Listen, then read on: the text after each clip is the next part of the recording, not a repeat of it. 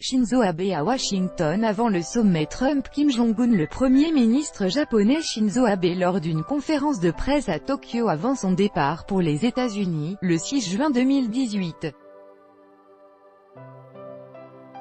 Kazuhiro Nogi, pool via Reuters. Shinzo Abe doit rencontrer Donald Trump.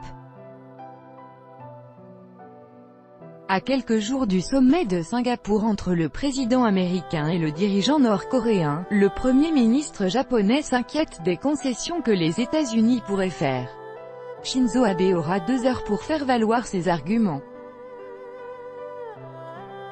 Avec notre correspondante à Washington, Anne Corpet. Donald Trump a déjà eu 8 tête-à-tête avec le Premier ministre japonais, et les 2 hommes se connaissent bien. Mais Shinzo Abe est inquiet de voir le président américain à la nature impulsive s'engager dans un dialogue avec la Corée du Nord. Je veux m'assurer que nous sommes bien sur la même longueur d'onde avant le sommet de Singapour, a-t-il déclaré à son départ de Tokyo.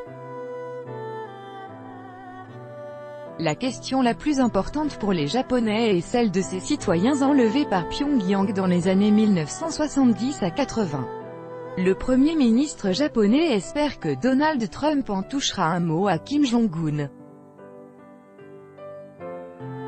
Mais cela n'est pas gagné. La semaine dernière, le président américain n'a pas abordé la question des droits de l'homme lors de sa rencontre avec l'émissaire nord-coréen venu à Washington.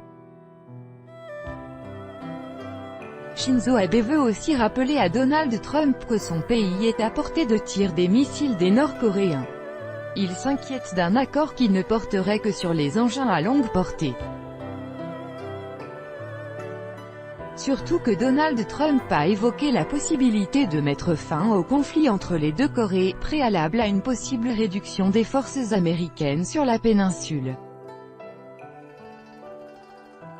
Mais le Premier ministre japonais a un levier. Donald Trump souhaite que Tokyo finance un éventuel effort pour soutenir l'économie de la Corée du Nord.